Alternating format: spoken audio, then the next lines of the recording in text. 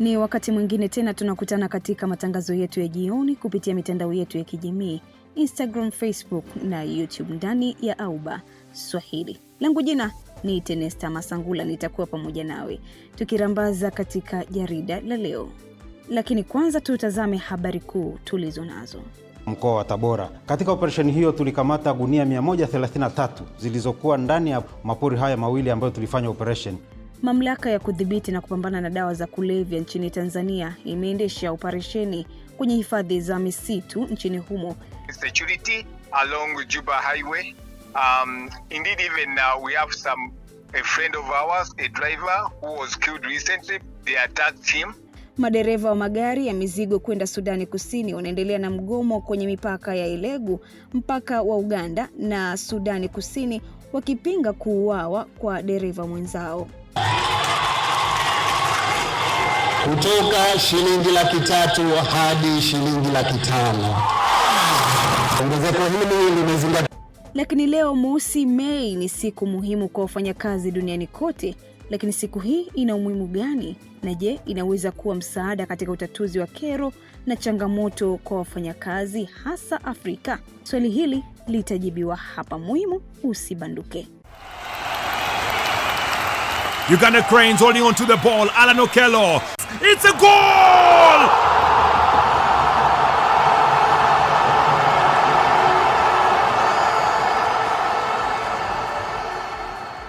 Kwa muktasari kwa siku ya leo katika michezo. Rais wa shirikisho la soka duniani FIFA, Gianni Infantino, hatimaye amemaliza ukimya na kutangaza kugombea tena muhula wake wa 4 wa uongozi. Na maandalizi ya mchezo wa tani wa jadi kati ya Simba na Yanga yameanza leo, ambapo mnyama Simba ameingia kambini kuelekea Mei 3. Kwa capacity ya uwanja wa Meja Jenerali Samuel, tungeweka pale kwa mfano mzunguko peke yake 500,000 na VIP milioni 1, bado ule uwanja ungejaa. Lakini kwa nini umkamue mtu kwa starehe yake ya kila siku? Ungana nasi muda utakapofika. Ni mwanamichezo wako Samuel Male kutoka Auba Radio. Na hayo ni machache tu kati ya mengi zaidi. Usiache kutufuatilia hapa ndani ya Auba Swahili. Sasa taarifa ya habari kutoka studio, na mwenzangu Aisha Hayaishi anatusomea taarifa hiyo.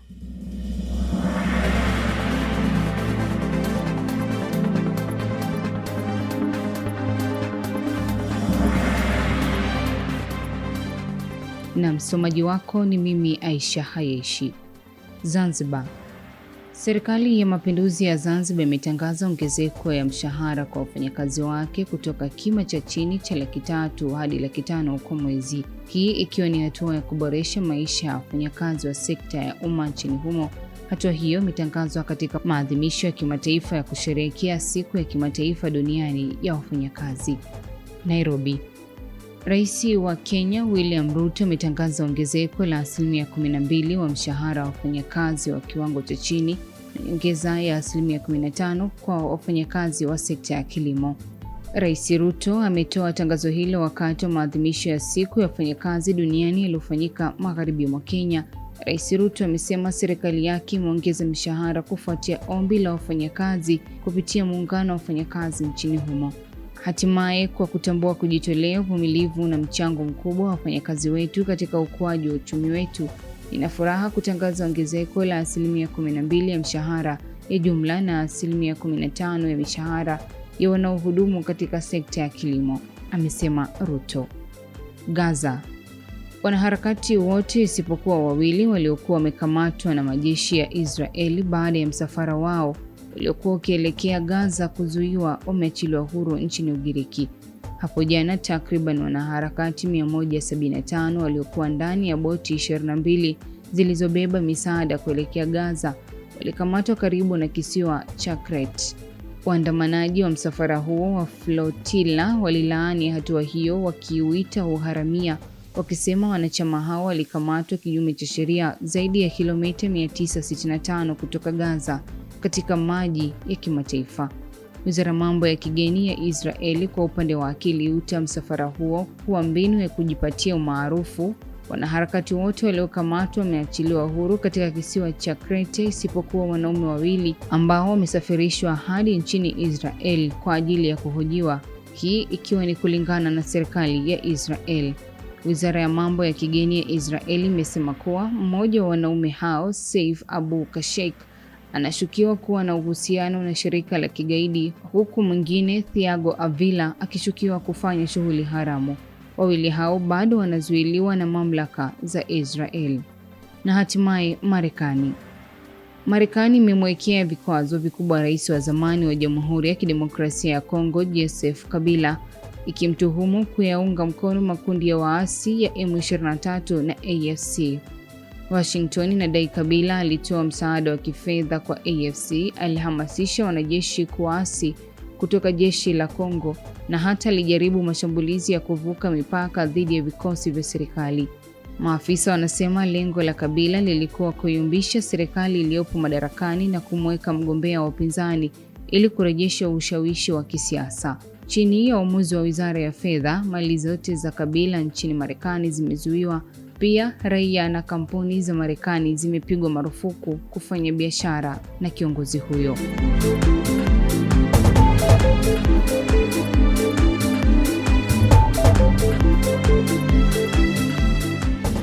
Baada ya taarifa hiyo ya habari, sasa tuangazie ripoti zetu tulizonazo kiganjani. Ikiwa leo ni siku muhimu kwa wafanyakazi duniani kote, tarehe 1 ya mwezi wa 5 kila mwaka, wafanyakazi husherehekea siku hii adhimu kwa kusema changamoto nyingi ambazo huwa wanapitia wakati wa kazi. Mwenzangu Diana Wanyonyi ametupia jicho katika upande huo. Akizungumza wakati wa maadhimisho ya Labor Day katika uwanja wa Tononoka hapa Mombasa, Gideon Mtiso, katibu wa chama cha wafanyakazi nchini KOTU eneo la Pwani, amesema wamewasilisha pendekezo hilo kwa Rais William Ruto kupitia Wizara ya Leba. Kwa sababu ya gharama ya maisha kupanda, nyumba kupanda bei, hata chakula, tunataka nyongeza ya 23%. Na kama wewe ni tajiri na umekubali kuwa na mikakati au umefungua kampuni mahali hapa Kenya, tunasema ushirikiane na upate sheria za nchi hii ya Kenya. Mambo ya kwamba unatisha wafanyikazi utasema nitafunga alafu niende Uganda. Uganda pia sheria iko, Tanzania iko, Rwanda iko, South Africa iko. Watu wengine wamechukua maloya ili kufunga ya kwamba njia za wafanyikazi kupata haki yao. Richard Musa, mmoja wa viongozi hapa, ameelezea wasiwasi kuhusu utendaji wa huduma ya matibabu ya umma SHA, akisema wafanyikazi wanachangia marupurupu lakini wanapata ugumu kupata huduma hospitalini. Wafanyikazi wengi wamekatwa pesa za SHA, lakini wanapoenda hospitalini hii huduma wafanyikazi wengi wapati. Tunaomba waziri wetu wa afya angalia jambo hilo kwa sababu imekuwa ni kero kama si viongozi wa wafanyikazi. Baadhi ya wanachama wa KOTU wameelezea changamoto wanazozipitia huku wakiitaka serikali kuhakikisha Wakenya wanapewa kipaumbele katika nafasi za ajira. Tunaomba leo serikali iangalie leo maslahi ya wafanyakazi. At least ile proposal ambayo imesemekana na katibu mkuu ambaye ameshawasilisha already kwa rais. At least rais atangaze ili tuone uchumi na mambo ya wafanyakazi at least imeinuka. Hatujajua mwelekeo wa huu housing levy. Mimi saa hii ni mzee. Sasa nikikatwa hiyo housing levy sijui nitapata hiyo nyumba lini. Tunahimiza hii government yetu upande wa housing levy waangalia njia nyingine. Kwa kweli mambo ya SHA imeharibika kabisa. Ukienda hospitali hakuna matibabu, haswa ukienda outpatient hakuna utatibiwa, unalazimishwa utoe pesa na utatoa manake unataka matibabu. Wafanyakazi wanaumia, matajiri wetu wanachukua watu kusubcontract. Na hii mambo ya subcontract hizi inaleta umasikini kwa sababu haina security at all.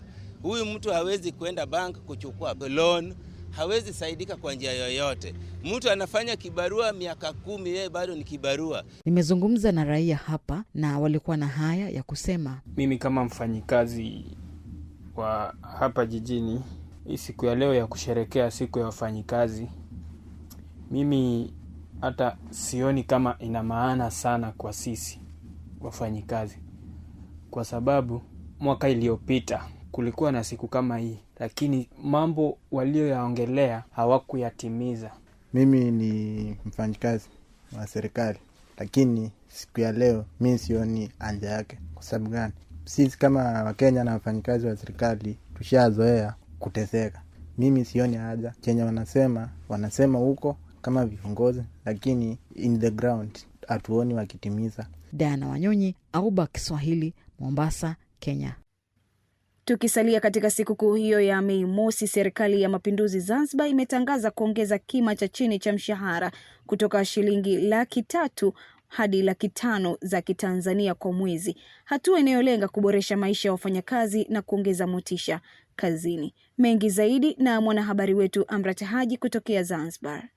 Akizungumza katika kilele cha maadhimisho ya siku ya wafanyakazi duniani yaliyofanyika katika viwanja vya maonyesho ya kilimo Kizimbani visiwani Zanzibar, katibu mkuu wa shirikisho la vyama vya wafanyakazi Zanzibar, Khamis Mwinyi Mohamed, amesema bado kuna changamoto zinazowakabili wafanyakazi hususan waliopo maeneo ya vijijini, akisisitiza umuhimu wa kuongezwa kwa posho za usafiri ili kurahisisha utendaji wao wa kazi.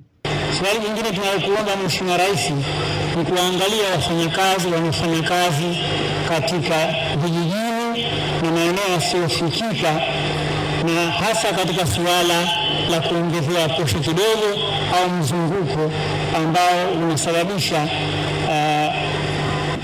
huduma zisizo bora katika maeneo ya vijiji na visiwani. Kwa upande wake, Rais wa Zanzibar na mwenyekiti wa Baraza la Mapinduzi Dr. Hussein Ali Mwinyi amesema ongezeko la mshahara kutoka shilingi 300,000 hadi 500,000 ni sehemu ya juhudi za serikali kuwajali wafanyakazi na kuongeza ari ya utendaji wao wa kazi. Napokea maombi haya yote, baadhi yao yanatekelezeka mara moja.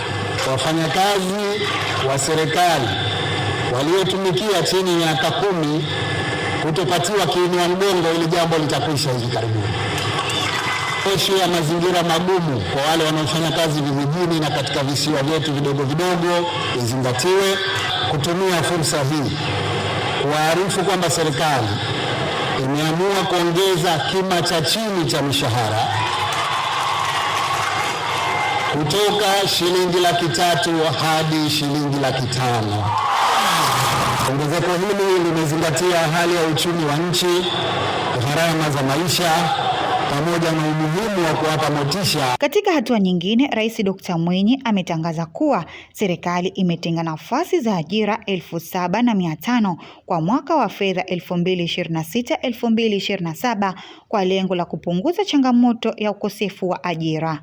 Aidha, katika kukabiliana na changamoto ya ukosefu wa ajira hasa kwa vijana, serikali katika mwaka huu mpya wa fedha imetenga nafasi za ajira 7,500. Baadhi ya wafanyakazi na vijana waliohudhuria katika maadhimisho hayo wameeleza kufurahishwa na uamuzi huo, wakiahidi kuongeza juhudi katika kazi, huku vijana wakionyesha matumaini ya kupata ajira kupitia nafasi hizo. Sisi kama wafanyakazi kwenda kuendeleza uwajibikaji wetu katika majukumu yetu ya kila siku, lakini vile vile na uadilifu katika kazi zetu. Kwamba kwa vile mshahara umeongezeka, basi isiwe sababu ya mtu sasa kuanza kufikiria kuhusu masuala mengine, labda rushwa na vitu vingine. Mheshimiwa Rais katuona wafanyakazi wake na hasa hawa watu wa kima cha chini, kwa sababu kulikuwa kuna malalamiko makubwa mpaka wanahisi vile wakifanya kazi labda wanaonewa wakiona wale wenziwa. Kwa hiyo leo furaha imekuwa kubwa zaidi kwa wao. Na natumai kwenye hizo nafasi 7,500 basi na mimi nitakuwemo. Ni jambo la kufurahi sana. Hatua hiyo inaonyesha nia ya serikali ya kuendelea kuboresha maisha ya wafanyakazi, huku utekelezaji wake ukitarajiwa kuwa chachu ya ongezeko la uzalishaji wa maendeleo ya kiuchumi nchini. Amrat Haji, Idhaa ya Kiswahili, Auba kutoka Zanzibar. Na sasa tuachane na habari za Mei Mosi, tukamate ripoti nyingine tukielekea huko Sudani Kusini.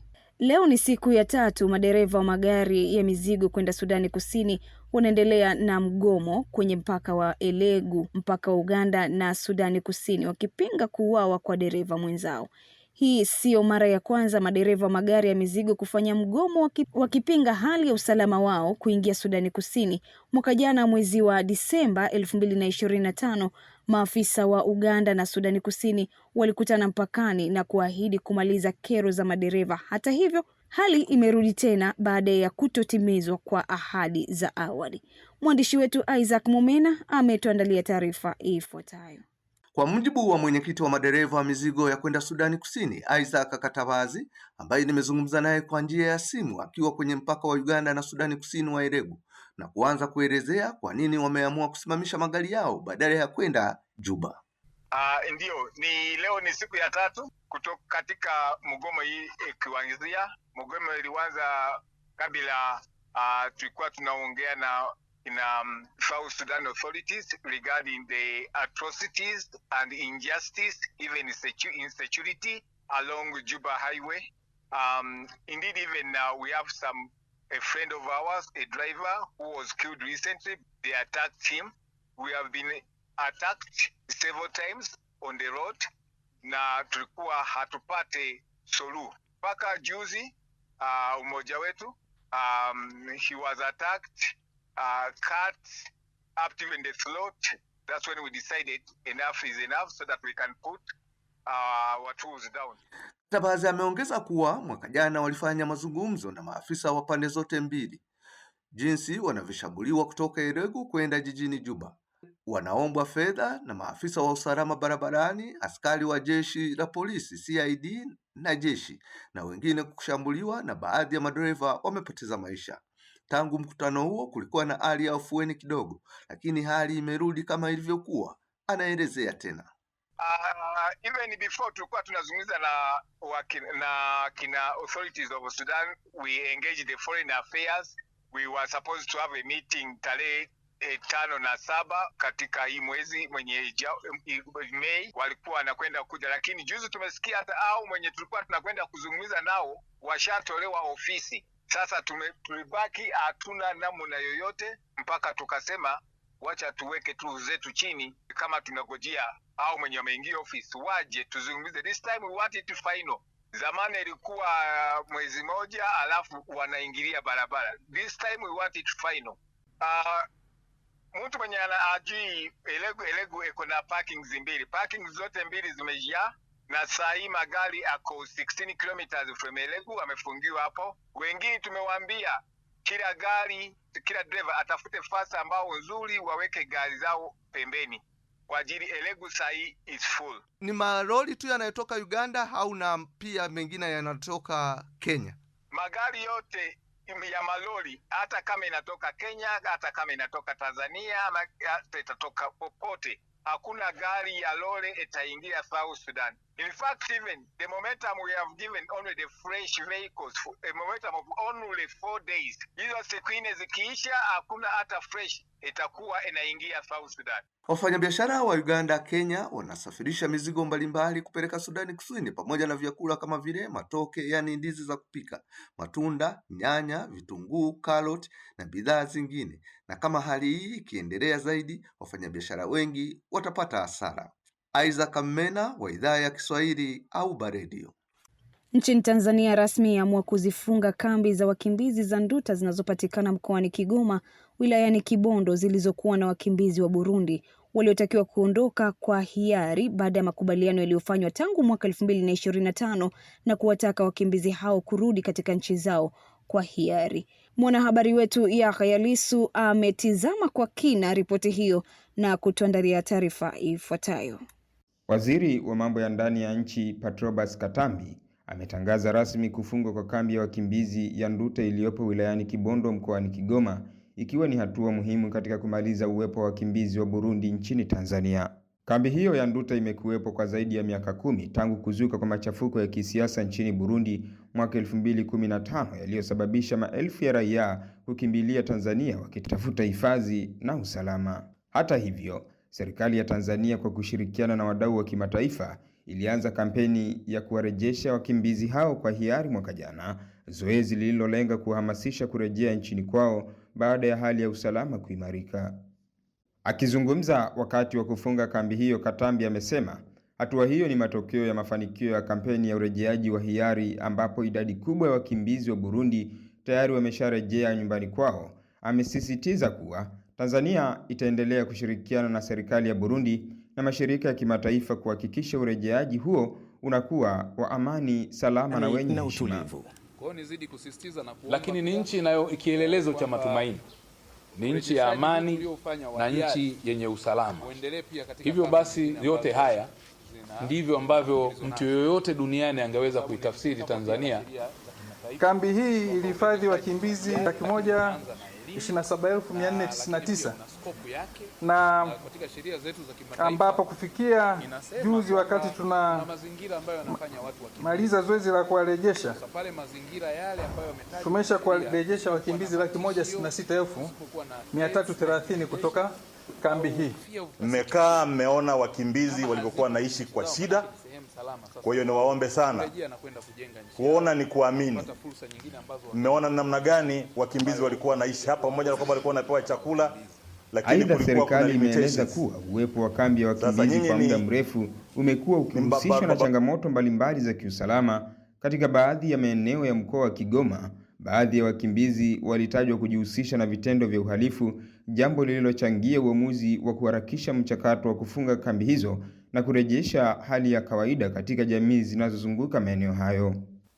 Hili jambo halikufurahisha kwa sababu walihusika walikuwa wameondoka, lakini bado wakaja watu wengine nje ya utaratibu na wakafanya kidogo kwa kunaleta tafulani katika ile schedule iliyokuwa imepangwa au utaratibu ambao ulikuwa umepangiliwa. Lakini hata hivyo, kwa kuzingatia yale tu masuala ya uwema na ukarimu wa Watanzania, tuliwasamehe na kuweza kujiratibu upya ili kuweza kuwasaidia waweze kwenda. Kwa kufungwa kwa kambi ya Nduta, Tanzania imeendelea kuthibitisha dhamira yake ya kudhibiti masuala ya wakimbizi kwa kuzingatia usalama wa taifa, huku ikiendelea misingi ya kibinadamu na ushirikiano wa kikanda. Nikiripotia idhaa ya Kiswahili ya Auba, mimi ni Yahya Lisu. Na shukrani Yahya Lisu. Na tukiwa tumesalia hapo nchini Tanzania, tukamate ripoti nyingine. Mamlaka ya kudhibiti na kupambana dawa za kulevya nchini Tanzania inaendelea na operesheni kwenye hifadhi za misitu ya nchi hiyo ili kubaini na kuteketeza madawa ya kulevya ikiwemo bangi na mirungi. Mwanahabari wetu Hawa Kimwaga ana taarifa hiyo. Serikali inahitaji kurudisha nguvu kazi yake ili kuongeza uzalishaji, kwani vijana wanashindwa kusimama kwenye nafasi zao kutokana na kuwa waraibu wa dawa za kulevya. Mirungi na bangi ni miongoni mwa madawa ya kulevya ambayo yamekuwa yakilimwa kinyemela nchini Tanzania licha ya serikali kuonya vikali kilimo na matumizi ya madawa hayo. Inachukua hatua sasa kufanya operesheni kali hasa maeneo ya hifadhi, kwani uchunguzi umeonyesha kuwa huko ndipo panapolimwa madawa hayo, ikianzia katika hifadhi ya msitu wa Mto Igombe wilayani Uyui mkoani Tabora na msitu wa Nyahua wilayani Sikonge Tabora. Huyu hapa Kamishna Jenerali wa Mamlaka ya Kudhibiti na Kupambana Dawa za Kulevya nchini, Areta Silimo, akifafanua operesheni hiyo. Katika operesheni hiyo ilikuwa ni maalum kwa ajili ya kuteketeza na kubaini mashamba ya bangi yaliyopo katikati ya pori hizo baada ya kupata taarifa za kiintelijensia kuhusiana na uzalishaji wa dawa za kulevya katika mkoa wa Tabora. Katika operesheni hiyo tulikamata gunia 133 zilizokuwa ndani ya mapori haya mawili ambayo tulifanya operation. Lakini pia tuliteketeza ekari 68 za mashamba ya bangi zilizokuwa zimelimwa katikati ya mapori hayo na kukamata watu 7 kuhusiana na uhalifu huo. Ni mojawapo ya operation maalum tunazozifanya nchi nzima ili kuhakikisha kwamba tunateketeza dawa za kulevya zinazozalishwa hapa nchini. Tabora ni mkoa mkubwa kuliko mikoa yote nchini Tanzania, lakini eneo lake kubwa ni hifadhi. Hatua iliyomwibua mkuu wa mkoa wa Tabora Paul Matiko Chacha kuagiza wakala wa huduma za misitu Tanzania TFS mkoa wa Tabora kuimarisha doria katika hifadhi zote, pasiwe na nyumba wala kempi yoyote katika hifadhi hizo. Ni nadra sana usikute mhalifu anavuta bangi, kwa sababu ujambazi tunaopambana nao hapa majority vijana wale ni wavuta bangi. Kwa hiyo na sisi tutaweka mguu chini kuhakikisha mapori haya tunayalinda ipasavyo. TFS mimi ni kuelekeze jitahidini sana, kwa sababu maeneo bahati nzuri ni hayo ni Nyahua na Igombe. Wekeni hata temporary camp huko, tusikute nyumba wala kijumba cha mtu huko. Hayo ni mapori ya hifadhi. Zaidi ya watu milioni 1 wanapokea matibabu katika vituo vya matibabu ya waathiriwa wa dawa za kulevya, yaani sober house, ambapo robo 3 ya idadi hiyo ni vijana. Hawa Kimwaga, Auba Swahili Radio. Uganda Cranes holding on to the ball. Alan Okello. It's a goal!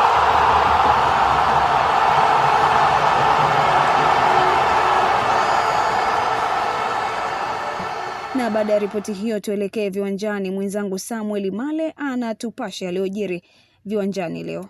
Na sasa moja kwa moja tuanze kutazama yale ambayo tunayo kwa siku ya leo. Rais wa shirikisho la soka duniani FIFA Gianni Infantino hatimaye amemaliza ukimya na kutangaza kugombea tena muhula wake wa 4 wa uongozi wa FIFA. Tukitoka FIFA sasa tuelekee nchini Rwanda, ambapo mashindano ya mpira wa kikapu yamefikia hatua nzuri. Mwanamichezo wetu Christopher Karenzi ametuandalia taarifa ifuatayo.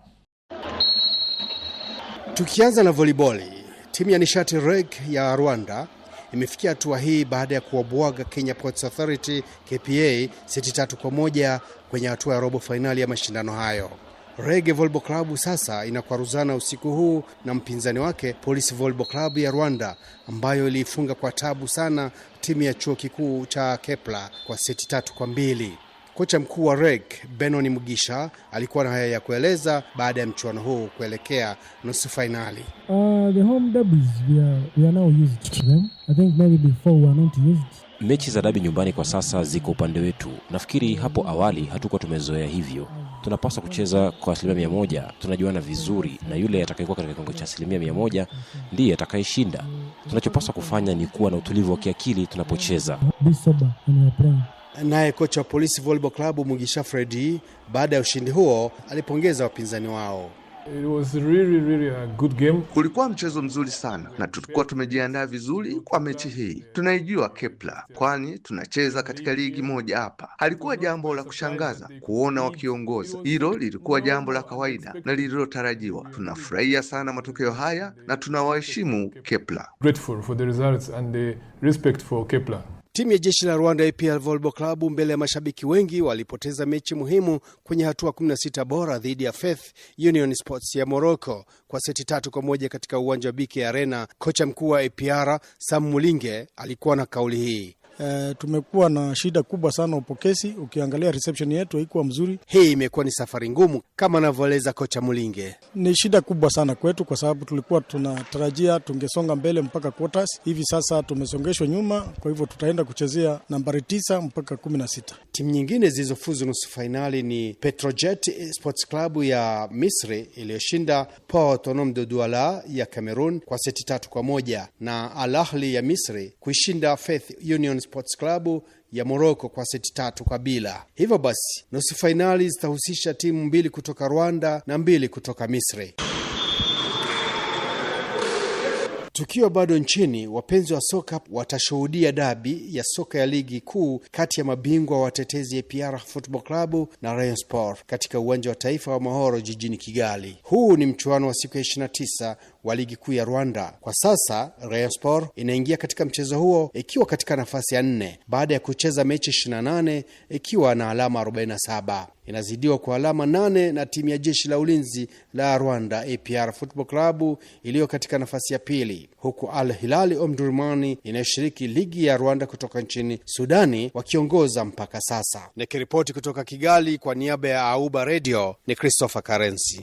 Na sasa tuelekee nchini Tanzania. Maandalizi ya mchezo wa tani wa jadi kati ya Simba na Yanga yameanza leo, ambapo wekundu wa Msimbazi Simba wameingia kambini kuelekea Mei 3. Akizungumzia mchezo huo, msemaji wa klabu ya Simba Ahmed Ali ameweka bayana viingilio kutokana na uwanja huo kuingiza idadi ndogo ya watazamaji. Viingilio katika mchezo huu ambayo imekuwa very interesting topic, watu wengi wakisubiri kuona viingilio tunafanyaje na vitu gani kwa sababu ya mabadiliko makubwa ya uwanja wa mchezo huu.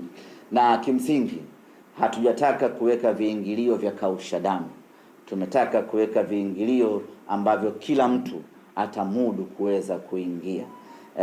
Kwa capacity ya uwanja wa Meja Jenerali Samuyo, tungeweka pale kwa mfano mzunguko peke yake 500,000 na VIP 1,000,000, bado ule uwanja ungejaa.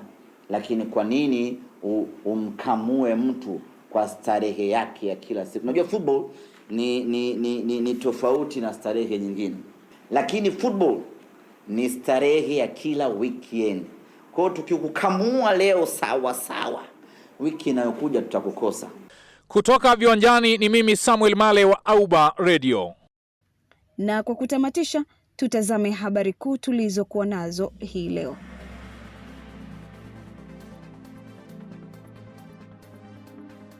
Mkoa wa Tabora. Katika operesheni hiyo tulikamata gunia 133 zilizokuwa ndani ya mapori haya mawili ambayo tulifanya operation. Mamlaka ya kudhibiti na kupambana na dawa za kulevya nchini Tanzania inaendesha operesheni kwenye hifadhi za misitu ya nchi hiyo ili kubaini na kuteketeza madawa ya kulevya ikiwemo bangi na mirungi. Security along Juba Highway. Indeed, even we have a friend of ours, a driver who was killed recently. They attacked him. Madereva wa magari ya mizigo kwenda Sudani Kusini wanaendelea na mgomo kwenye mipaka ya Ilegu, mpaka wa Uganda na Sudani Kusini, wakipinga kuuawa kwa dereva mwenzao. Kutoka shilingi 300,000 hadi shilingi 500,000. Ongezeko hili limezingatia. Sikukuu za Mei Mosi zimeendelea kuwa kielelezo cha kusema na kuangazia kero na changamoto za wafanyakazi kote duniani. Na kufikia hapo, msikilizaji, natia nukta katika matangazo ya hii leo. Kumbuka ulikuwa nasi Auba Swahili kupitia mitandao yako ya kijamii.